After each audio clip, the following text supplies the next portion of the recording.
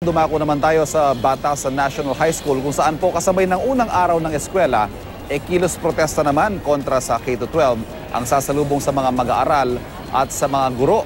Yan naman po ang ibabalita sa atin ni Lala Roque. Good morning Lala, kumusta dyan sa Batasan National High School? Ivan, sa mga oras na ito ay mapayapa rito at wala pa tayo nakikita na ilang mga nagpoprotesta malapit dito sa lugar ng Batasan National High School.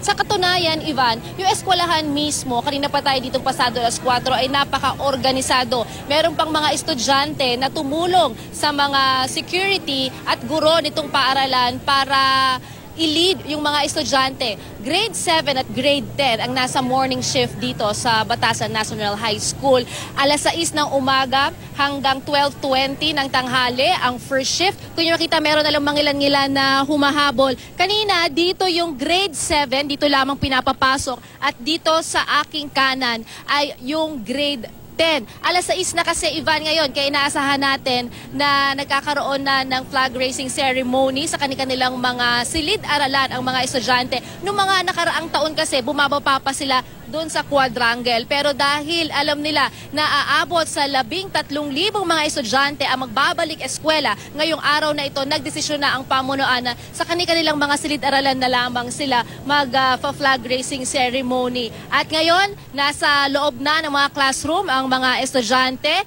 at meron naman tayong mga ilan dito, Ivan, mga magulang na piniling maghatid sa kanilang mga anak at yung iba siguro mag-aantay. Magtanong tayo dito, no?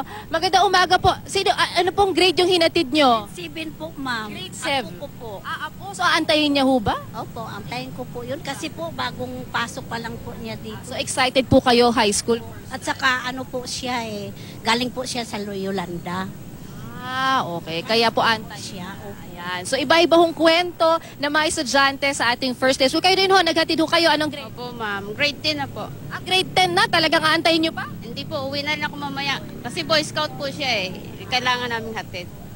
Yan po yung mga magulang natin dito kasi bawal ho talagang pumasok ang mga magulang. Yun din po yung stricto na pinapatupad ng pamunuan ng eskwelahan dito sa Batasan National High School. Pero ito, kung natin patuloy nito ay yung Corazon Aquino Elementary School. Marami rin ho talagang mga magulang sa labas ng eskwelahan. Nandun na sa overpass, tinatanaw ang kanilang mga anak. Pero doon sa main road, sa mga daraan dito, wag naman ho kayong mag-alala kasi hindi naman ho ito nagkukos ng traffic at maalwan naman ho ang daloy ng trapiko sa mga oras. Ivan?